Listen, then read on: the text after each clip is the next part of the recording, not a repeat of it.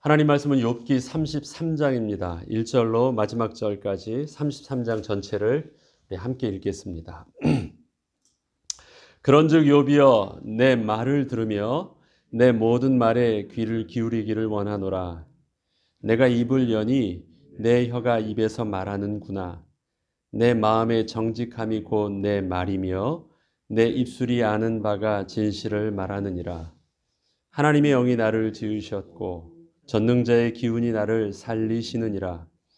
그대가 할 수 있거든 일어서서 내게 대답하고 내 앞에 진술하라. 나와 그대가 하나님 앞에서 동일하니 나도 흙으로 지으심을 입었은즉 내 위엄으로는 그대를 두렵게 하지 못하고 내 손으로는 그대를 누르지 못하느니라. 그대는 실로 내가 듣는 데서 말하였고 나는 그대의 말소리를 들었느니라.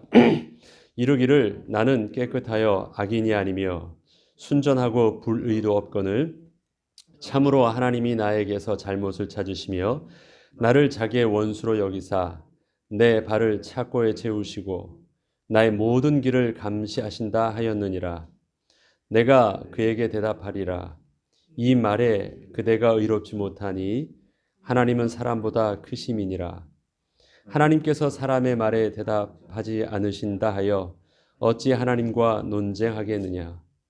하나님은 한 번 말씀하시고 다시 말씀하시되 사람은 관심이 없도다.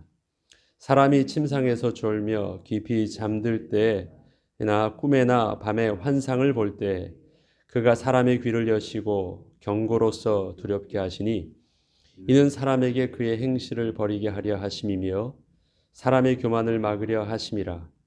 그는 사람의 혼을 구덩이에 빠지지 않게 하시며 그 생명을 칼에 맞아 멸망하지 않게 하시느니라. 혹은 사람이 병상의 고통과 뼈가 늘 수심의 징계를 받나니 그의 생명은 음식을 싫어하고 그의 마음은 별미를 싫어하며 그의 살은 파리하여 보이지 아니하고 보이지 않던 뼈가 드러나서 그의 마음은 구덩이에 그의 생명은 멸하는 자에게 가까워지느니라. 만일 일천 천사 가운데 하나가 그 사람의 중보자로 함께 있어서 그의 정당함을 보일진대 하나님이 그 사람을 불쌍히 여기사 그를 건져서 구덩이에 내려가지 않게 하라. 내가 대속물을 얻었다 하시리라. 그런즉 그의 살이 청년보다 부드러워지며 젊음을 회복하리라. 그는 하나님께 기도함으로 하나님의 은혜를 베푸사 그로 말미암아 기뻐 외치며 하나님의 얼굴을 보게 하시고 사람에게 그의 공의를 회복시키시느니라. 그가 사람 앞에서 노래하여 이르기를 내가 범죄하여 옳은 것을 그르쳤으나 내게 무익하였구나. 하나님이 내 영혼을 건지사 구덩이에 내려가지 않게 하셨으니 내 생명이 빛을 보겠구나 하리라. 실로 하나님이 사람에게 이 모든 일을 제삼 행하심은 그들의 영혼을 구덩이에서 이끌어 생명의 빛을 그들에게 비추려 하심이니라. 욥이여 내 말을 귀담아 들으라. 잠잠하라. 내가 말하리라. 만일 할 말이 있거든 대답하라. 내가 기쁜 마음으로 그대를 의롭다 하리니 그대는 말하라. 만일 없으면 내 말을 들으라. 잠잠하라. 내가 지혜로 그대를 가르치리라. 아멘. 우리가 다시 시작하는 욥기 32장부터 마지막 장까지는 그 전에 있던 부분과 확연히 차이 나는 부분들이 있습니다. 무엇을 보냐면 누가 옳고 그르냐라는 개념을 우리 양쪽 진영을 보면서 우리가 판단하게 하는 것보다 어떠한 관점을 가지고 봐야 되느냐라는 것을 우리는 좀 더 생각해 보아야 됩니다. 엘리후가 새롭게 등장합니다. 어제 말씀드렸듯이 그 엘리후는 새 친구와 욥보다 나이가 젊은 자였고 그래서 침묵하고 양쪽을 다 바라보면서 있었습니다. 그래서 양쪽에서 지금 엘리후가 자기도 할 말이 있다고 말할 때는 좀 더 어느 한쪽에도 치우치 않고 객관적인 시각으로 나는 말할 수 있다는 것을 어필하면서 자기의 생각을 말하려고 하고 있습니다. 근데 욥이 그 엘리후가 등장하면서 분명히 새로운 좀 더 발전적이고 우리에게 또 보아야 될 새로운 그 관점을 보여주죠. 그게 영적인 관점입니다. 믿음의 관점에서 봐야 된답니다. 그 전까지는 엘리후는 이렇게 보입니다. 전통적인 관점, 권위로도 말하는 것이 아니고, 권위라면 연장자의 말을 듣는 것이 맞고, 그 다음에 경험과 지식이라면 좀 더 연륜 있고 그것을 한 사람의 말을 듣는 것이 우리가 합리적인 선택을 하는 것이 맞다. 그것이 세상 사람들이 합리적인 선택과 판단하는 전통적인 방법이지만 우리는 하나님을 믿지 않느냐. 그래서 한 가지를 더 알아야 된다. 전능자의 숨결이 우리에게 있고 하나님께서 우리에게 영을 주셨기 때문에 영이신 하나님의 말씀을 깨달으려면 우리는 하나님이 주신 그 생명으로 하나님의 영으로 우리는 깨달아야 되는 부분들이 있다. 그런데 내가 가만히 보니까 그렇지 못한 것 같다. 그래서 나는 중심으로 어느 쪽에도 속하지 아니하고 나는 이 관점에서 말하려고 한다라고 얘기하고 있습니다. 그러나 우리가 한 가지를 더 알아야 되는 것이 있는데 보죠. 우리는 지금 욥기를 볼 때, 그러니까 3인칭 관찰자 시점이라는 거 있죠. 어느 사람도 이 사람의 입장에서 서 있지도 않고, 또 이쪽에 새 친구의 입장에서도 서 있지 않고, 제3자의 입장에서 욥과 그 다음에 사람들의 이야기를 우리는 가만히, 새 친구의 이야기를 가만히 듣고 있습니다. 왜 우리는 가만히 그렇게 듣고 있습니까? 욥기가 그렇게 우리에게 이야기를 전개하고 있거든요. 그러니까 욥기를 통해서 제3자 입장에서 양쪽을 다 바라보게 하고 있습니다.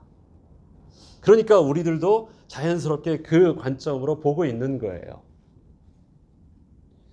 제3자의 눈에서 보니까요, 보이지 않는 게, 저들은 보이지 않는 것이 보입니다. 왜요? 양쪽 다 한쪽으로 치우쳐져 있는 것을 보거든요. 한쪽으로 치우쳐져 있어서 보지 못하는 부분들이 좀 답답해하는 것을 다 바라봅니다.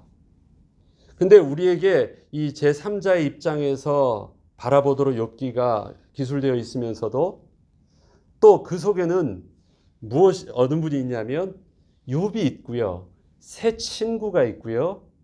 침묵하시는 하나님이 있습니다. 침묵하시는 하나님.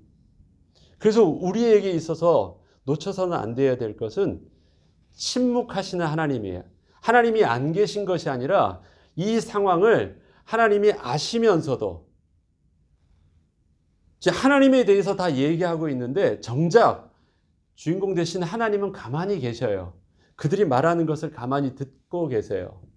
그 가운데 엘리후가 또 나타났잖아요.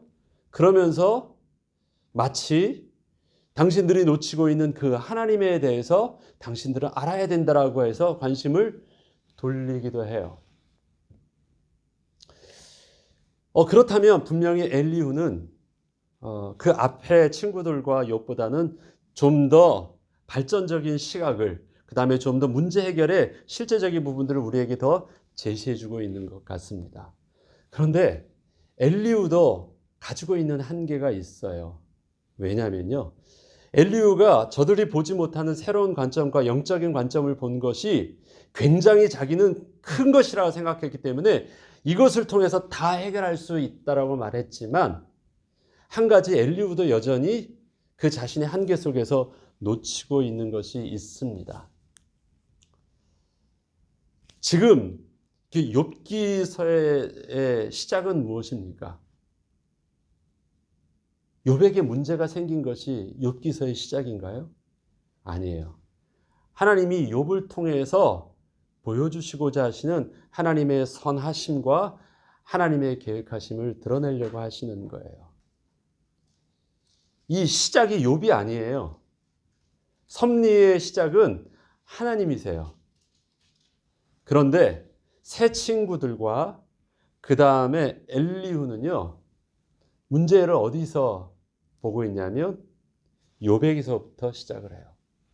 욥이 하나님 앞에 범죄한 것이 시작이에요. 그래서 어떻게 해야 돼요? 결자 해지라는 것 있죠. 욥이 풀어야지. 욥이 회개를 하든 욥이 어떤 것을 하든 욥의 문제가 욥이로부터 시작된 것이니까 욥이 그것에 대해서 해결함을 받지 않으면 이 문제는 끝나지 않는다라는 생각을 가지고 있어요. 그래서 자꾸 어떻게 하려고 하느냐? 욥을 납득시키려고 해요. 욥을 이해시키려고 해요. 욥에게 있어서 그 문제점을 욥이 스스로 깨닫고 율법적으로든 영적으로든 깨닫고 빨리 하나님 앞에서 그것을 풀어야지 해결될 것으로 계속 이야기를 해요. 그래서 뭘 보지 못하고 있느냐? 지금 모든 것을 다 어디의 관점에서 보려고 하냐면 욥이 문제를 해결해야 된다라는 욥에게만 모든 것을 집중하면서 대화를 그렇게 유도하고 그렇게 해결하고 있어요. 그러나 성경을 통해서 우리에게 하나님이 말씀하시고자 하시는 것은 뭐냐면요. 욥의 문제가 아니라 욥을 통해서 말씀하시는 우리에게 말씀하시는 하나님의 음성을 들어야 되는 거예요. 욥을 통해서 우리에게 말씀하시는 하나님의 음성을 들으려고 하지 아니하고 욥아 이 문제에 대해서 네가 하나님의 음성을 들어야 돼. 왜 막혀 있니? 귀를 열어. 잘못한 거야. 계속해서 뭐라고 욥을 푸시하고 있냐면 너에게 있는 그 문제에 대해서 네가 하나님의 음성을 들을 수 있도록 정직해야 돼. 거룩해야 돼. 영적으로 눈을 열어야 돼. 율법적으로 이것을 깨달아야 돼. 다른 모든 각도를 하려고 하지만 다 어떻게 해야 돼요? 욥에게 일어난 문제는 네 문제니까 네가 해결해야 돼. 그거예요. 그런데 우리가 제3자의 입장에서 볼 때는 어떻습니까? 하나님이 우리를 그것을 다 전체적으로 바라보게 할 때는 어떤 것을 보게 해요? 그게 욥의 문제예요? 아니에요. 욥을 통해서 말씀하시고자 하시는 하나님의 섭리와 하나님의 크신 뜻이에요. 그것은 누구에게 주는 것? 나의 욥에게 주시는 것이 아니라 욥과 함께한 그 시대 하나님의 백성에게 주시는 음성입니다. 오늘 본문이 엘리후가 한 말들이 전체적으로 길어 보이지만요. 사실은 그렇게 긴 내용이 아닙니다. 왜요? 객관적으로 영적인 부분들을 깨닫지 못하면 이러한 고통이 있을 거야. 밤에 잠도 자지 못할 거야. 뼈도 아플 거야. 육신적으로도 평안하지 못할 거야. 쭉 얘기를 하는데 그것은 결국 어떻게 해요? 욥이 그렇게 당하고 있거든요. 잠도 못 이루고 있고 온 몸도 너무 아프고 질병도 있고 사람도 다 떨어가고 곤고하고 하는 모든 내용들을요. 엘리후는 마치 하나님을 온전히 알지 못하는 자에게 오는 그 문제로 객관적인 것처럼 빙 둘러서 얘기하지만 결국 누가 하고 있어요? 욥이 그러고 있거든요. 그럼 결론은 뭐예요? 네가 하나님 앞에서 아직 해결하지 못하는 영적인 문제가 있다라는 사실들을 빙 둘렀지만 계속 말하고 있는 거예요. 욥은 답답한 것입니다.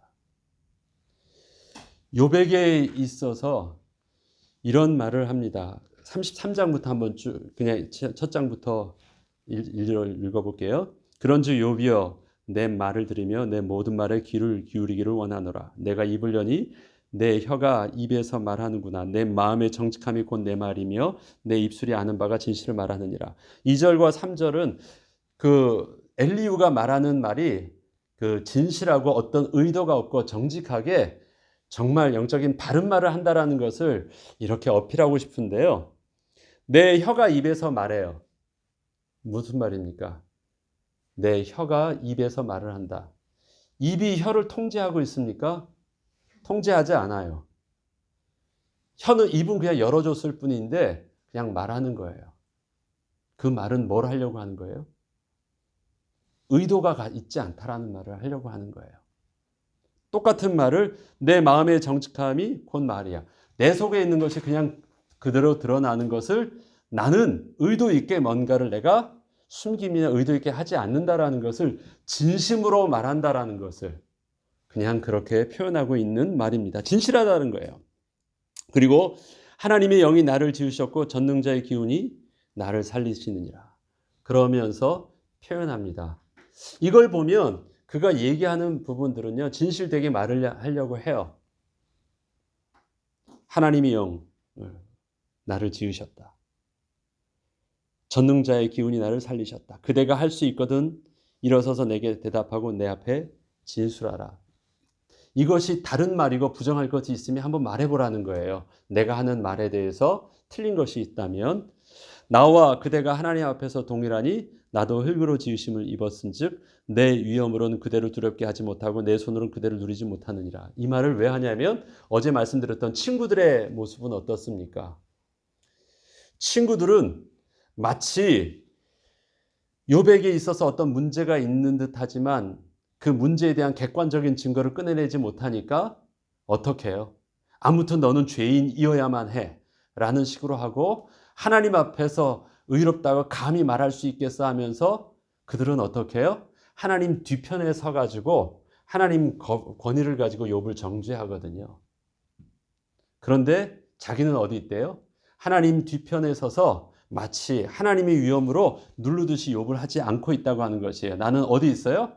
하나님 앞에 너와 같이 서 있다. 그러니까 나는 친구들처럼 그렇게 푸시하지 않는다라는 거예요. 나와 그대가 하나님 앞에서 동일하니 나도 흙으로 지으심을 입었은즉 내 위엄으로는 그대를 두렵게 하지 못하고 내 손으로는 그대를 누르지 못하느니라. 그대는 실로 내가 듣는 데서 말하였고 나는 그대의 말소리를 들었느니라. 내가 다 객관적으로 들었다. 당신이 하는 말을 온전히 다 들었다라는 것입니다. 자, 이 말이 틀린 말이 있으면 한번 말해보라는 거예요. 내가 오해하고 있는지. 그게 뭐냐면 이르기를 나는 깨끗하여 악인이 아니며 순전하고 불의도 없거늘 참으로 하나님이 나에게 잘못을 찾으시며 나를 자기의 원수로 여기사 내 벌을 착고에 채우시고 나의 모든 길을 감시하신다 하셨느니라. 당신 이 말 했어 안 했어? 내가 객관적으로 들은 건 맞지. 맞아요. 욥이 한 말이에요. 그러면 이 말에 대해서 무엇을 당신이 욥이 틀렸는지를 내가 말해볼게 라고 얘기하는 거예요. 그리고 12절 내가 그대에게 대답하리라. 이 말에 그대가 의롭지 못하니 하나님은 사람보다 크심이니라. 그것 자체가 바로 의롭지 못하다는 것을 당신 말이 분명히 증거하고 있다라는 것이에요. 그러면서 욥이 틀렸다라는 부분들을 객관적으로 영적인 어떤 그 비밀을 가지고 말하려고 해요. 그런데 이 부분에 엘리후가 실수하고 있는 것이 있어요. 그것이 뭘까요? 이 말이라는 것은요, 그 맥락이 있습니다. 대화를 할 때. 욥이 이 말을 하게 된 것은 새 친구가 욥에게 한 말이 또 새 친구가 욥에게 하면서 그 말 속에 숨겨져 있는 그 어떤 욥을 정죄하려고 하는 그 의도에 대해서 변호하려고 하는 말이에요. 그래서 이 말은 그 앞에 있는 맥락 속에서 제한되어서 해석되어져야 되는데 다 띄고 이것을 가지고만 새로운 해석을 하려고 하니까 굉장히 다른 문제가 떠요. 막 이렇게 하죠. 사람들이 요즘에 보니까 서로 뭐 정치적으로 공격하려고 막 이런 일들 하잖아요. 녹취록을 공개한다고 해요. 그래서 막 녹음한 걸 하는데 어떻게 합니까? 요 말만 한 걸만 딱 집어내가지고 그 사람이 이 말했다라는 거 봐. 봐라, 그 사람이 이 말했잖아. 네가 이 말한 거 맞지? 맞지? 이거 이렇게 말하면 그거 네가 시인하는 거 맞잖아. 네가 거짓말하지 마. 막 이런 식으로 얘기를 해나가고 그것을 가지고 여론을 막 호도하려고 합니다. 맞는 말입니까? 아니에요. 그 말이 요거만 띄어서 다른 상황 속에서 말하면 굉장히 엉뚱한 해석을 할 수 있는데 그 상황 속에서 그렇게 말을 한다고 하는 것은 이유가 있거든요. 그래서 그 상황과 맥락의 제한을 벗어나면 안 되는 내용이에요. 그런데 지금 엘리후가 어떻게 하고 있습니까? 다른 건 다 빼고 네가 한 말 맞지? 네가 한 말이 이렇게 한 건 맞지? 그것에 대해서 하나님의 주권과 거룩하심, 의로움 앞에서 그것은 틀렸다라고 하는 다른 엉뚱한 잣대를 가지고 있는 거예요. 그리고 틀렸다라고 말을 하는 거예요. 왜 그렇습니까? 엘리후는 처음부터 이 문제를 어디서 봤습니까? 욥에게 문제가 있고 욥의 문제를 해결하기 위해서 욥에게 집중해서 계속 푸시하려고 하는 의도를 가지고 있었기 때문에 그렇습니다. 그래서 친구들과 다른 표현을 쓰는 것처럼 보이고 친구들보다 좀 더 객관적인 것처럼 보이지만 똑같은 친구들과 같은 의도가 있어요. 새 친구가. 뭐예요? 욥의 문제 해결해야 된다라는 그 의도 속에 있었기 때문에 다른 툴을 가지고 있을 뿐이지, 다른 방법과 내용을 갖고 있을 뿐이지 그 의도는 계속 어디예요? 욥을 향하고만 있는 거예요. 그래서 이 문제를 가지고 욥이 틀렸다라고 얘기를 하고 욥에게 있어서 욥아, 욥 당신이요? 당신의 문제를 객관적으로 영적으로 볼 수 있도록 해주셔야 됩니다 라고 말을 하면서 쓱 꺼내기 시작하는 거예요. 하나님은 한번 말씀하시고 다시 말씀하지 않으시되 사람이 관심이 없도다. 하나님이 말씀하시는 것에서 사람은 들으려고 하지 않는도다. 누가? 욥이 들으려 하지 않는다라는 것을 이제 돌려서 말하는 거예요. 사람이 침상에서 졸며 깊이 잠들 때나 꿈이나 밤에 환상에서 볼 때 하나님은 계속해서 이렇게 말씀하시려고 하는데 그가 사람의 귀를 여시고 경고로서 두렵게 하시니 이는 사람에게 그의 행실을 버리게 하려 하심이며 사람의 교만을 막으려 하심이라. 계속 욥에게 일어나는 그 심중에 또 홀로 있을 때 오는 두려움에 대해서는 하나님이 계속 그렇게 하고 계신 것이었다라는 것입니다. 그는 사람의 혼을 구덩이에 빠지지 않게 하시며 그 생명을 칼에 맞아 멸망하지 않게 하시느니라. 그러나 혹은 사람이 병상의 고통과 뼈가 늘 쑤심의 징계를 받게 한다. 이거 지금 누가 고통당하고 있는 모습이에요? 욥이 그러고 있는 모습이거든요. 그의 생명은 음식을 싫어하고 그의 마음은 별미를 싫어하잖아요. 그의 살은 파리하여 보이지 아니하고 보이지 않던 뼈가 드러나서 욥에 있는 온 몸에 일어나는 그 상황이죠. 만일 그의 마음은 구덩이에 그의 생명은 멸한 자에 가까워지느니라. 다 죽고 싶고 또 죽음에 가까워서 살아있으나 죽은 자 같은 모습이 있죠. 만일 1천 천사 가운데 하나가 그 사람의 중보자랑 함께 있어서 그의 정당함을 보일진데 하나님이 그 사람을 불쌍히 여기사 그를 건져서 구덩이에 내려가지 않게 하라. 내가 대속물 얻었다 하시리로다. 그런데 1천 천사 중에 한 명도 어떻게 해요? 욥의 중보자가 없대요. 그 말은 뭐예요? 욥은 지금 한 사람이라도 그런 중보자가 있었다면 이렇게 당하지 않을 것이래요. 그런데 한 사람의 1천 천사 중에 중보자도 없대요. 그만큼 욥이 뭐예요? 틀렸다라는 거예요.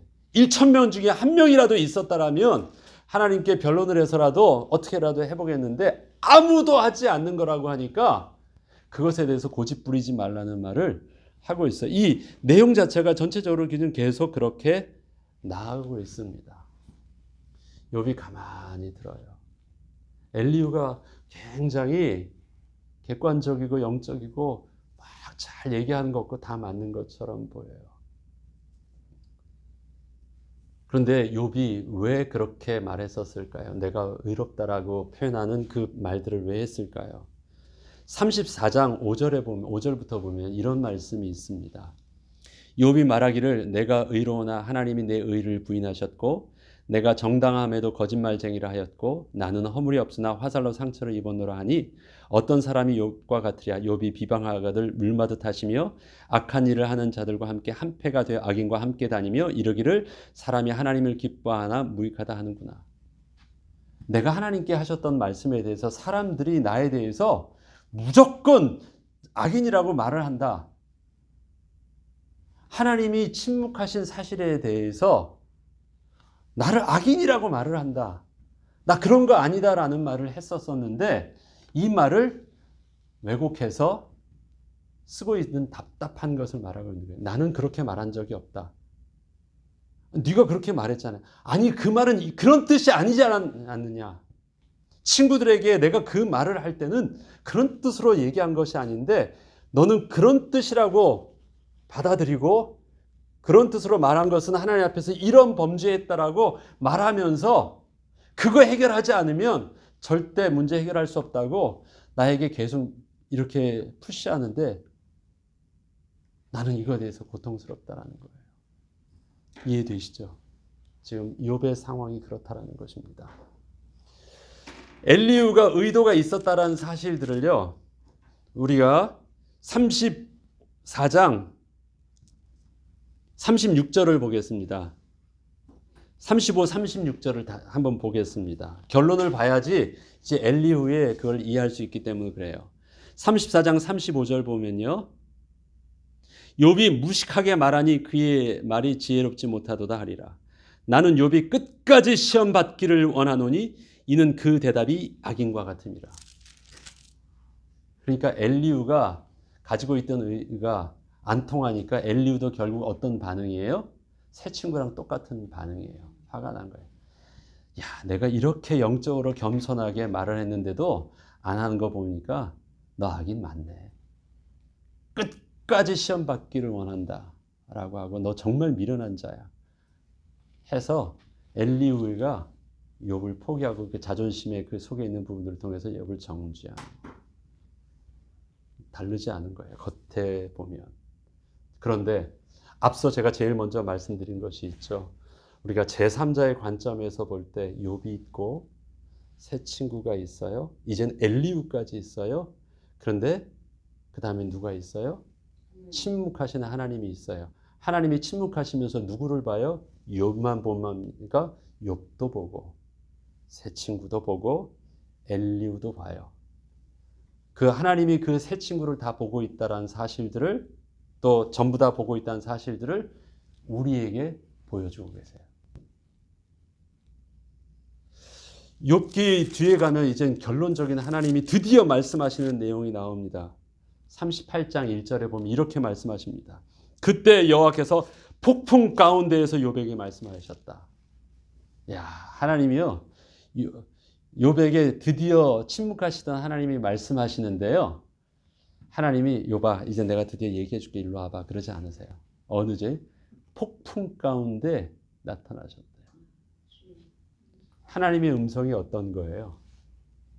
폭풍 같은 강력한 음성으로 분명하게 이제 하나님이 말씀하시는, 하나님이 참으셨던, 하나님이 말씀하셨던 것들을요, 폭풍 가운데 임하셔서 하나님이 강력하게 외치는 거예요. 저들이 옳다라고 말했던 그 큰 소리랑은 비교할 수 없는 하나님의 힘과 능력과 권위가 다 담겨져 있는 하나님의 강력함의 목소리가 폭풍이에요. 하나님의 목소리가 폭풍 가운데 임하셨대요. 하나님은 그때 그렇게 말씀하실 거예요. 다시 앞으로 와서요. 오늘 본문을 통해서 그러면 더 결론을 내기 전에 우리에게 들려주신 하나님의 말씀이 있습니다. 그래요. 누가 옳다 그러다가 아닙니다. 하나님의 시선은요, 욥에게만 있는 것이 아닙니다. 우리는 우리 가정과 우리 교회와 우리 공동체에서는요, 한 사건이 일어났을 때 그 사건을 일으킨, 아니면 사건의 중심에 있는 그 당사자의 문제로 그것을 초점하고 나는 아닌 것처럼 빠져서 그 문제에 대해서 말을 하면 안 됩니다. 왜 그렇습니까? 교회는 그리스도의 한 몸이기 때문에 그렇습니다. 발가락에 가시만 있어도 온몸이 아픈 것처럼 우리는 그 문제를, 나의 문제 속에서 하나님의 음성을 우리가 들을 수 있는 영적인 겸손함과 영적인 민감성이 있어야 됩니다. 지금 욥기서에서 안 되고 있는 것이 그것이에요. 이것은 다 누구의 문제예요? 욥의 문제예요. 나는 아닌 문제예요. 그래서 그 어떤 영적인 지식도, 전통적인 올바른 그 지혜의 모습도 다 그것이 핀트가 맞지 않은 것은 무엇입니까? 그 일들을 통해서, 그 믿음의 공동체를 통해서 말씀하시고자 하시는 하나님의 음성을 우리가 함께 들을 수 없기 때문에 어떻습니까? 한 사람만 죽어나가는 거예요. 한 사람만. 그러면 그 한 사람만 죽으면 끝나는 것입니까? 그 한 사람이 회개 안 하지 않으니까 그래, 마땅히 그렇게 해서라도 제거해버리면, 그 오염 물질을 제거하면 우리는 깨끗해버립니까? 다 죽는 거예요. 지금 그렇게 하고 있어요. 욥을 어떻게 해서든 하려고 했는데 욥이 희망이 없어 보여요. 그러니까 어떻게 해요? 당신은 나와 무관해? 잘라내. 그리고 난 여전히 하나님 앞에 설 거야. 그러면 될까요? 욥의 문제는 욥의 문제가 아니에요. 그래서 해결할 때 어떻게 해요? 욥으로만 끝나지 않습니다. 하나님께서 새 친구들이 욥이 기도할 수 있도록. 그래서 욥만 회복시켜 주는 게 아니에요. 새 친구들도 회복시켜 주시고 모든 것이 다 회복할 수 있도록. 하나님의 관심에 다 거기에 있었으니까 그렇습니다. 저와 여러분들이 가지고 있는 그 문제는 지금 어떤 관점으로 보고 있습니까? 그 사람만 바라보고 있습니까? 그 사람을 정죄하고 있습니까? 그 사람에게 핑계를 대고 있습니까? 아니면 그것을 그 사람이 아니라 내 문제로만 보고 있습니까? 내 잘못으로만 보고 있습니까? 그래서 내 속에서 아무도 해결할 수 없는 내 문제로 혼자 끙끙거리고 있습니까? 둘 다 잘못된 거예요. 스스로 내 문제 속에서도 하나님 앞에서도 믿음의 공동체 안에 도움을 청할 수 있는 영적인 비밀이 있어야 되고, 저들의 또 우리 형제와 자매, 우리의 성도들의 문제 앞에서도 하나님 앞에서 나의 문제 속에서 또 나에게 주시는 하나님의 음성을 들을 수 있는 영적인 민감성도 있어야 됩니다. 그렇지 않으면 엘리후가 굉장히 영적으로 우리가 그것만 보면 굉장히 바른 관점처럼 보이지만 결국은 그것도 어떻게 해요? 교회를 분리하는데 그 영적인 은사가 하나님이 주셨던 지혜의 은사가 온전히 교회를 세우는 데 쓰이지 못하고 교회를 분리하는 데 쓰여지고 있습니다. 하나님은 욥기를 통해서 우리에게 많은 부분들을 보게 해 주십니다. 그리고 겸손하게 교회를 교회되게 하시는 하나님의 은혜를 바라보게 하십니다. 우리의 문제입니다. 자녀의 아픔이 자녀의 문제라고 해서 네가 알아서 처리할 수 있어요? 부모의 아픔이 부모의 문제를 통해서 그건 부모니까 나랑 상관없다 말할 수 있어요? 교회에서 일어나는 성도의 문제들을 나는 깨끗하니까 괜찮다고 해서 나만 하나님 앞에 예배 잘 드리면 된다고 말할 수 있어요? 그렇지 않습니다. 우리에게 주신 하나님의 음성을 스스로 들으려고 귀를 열지 않으면 안 들립니다. 하나님, 내게 이 문제를 통해서 하나님 들려주십시오. 그리고 나는 어떻게 겸손히 무릎 꿇고 교회를 섬겨야 되고 교회를 회복시켜야 되며 교회 안에서 하나님의 인도하심 속에 직분을 감당해야 되겠습니까? 올바른 질문과 하나님 앞에 겸손함이 나를 통해서 또 우리를 통해서 교회를 살리고 공동체를 회복하고 또 가정을 회복하는 은혜로 쓰임받게 될 것입니다. 그 은혜 속에 저와 여러분이 주인공으로 서길 주 이름으로 축원합니다. 주기도문으로 마치겠습니다.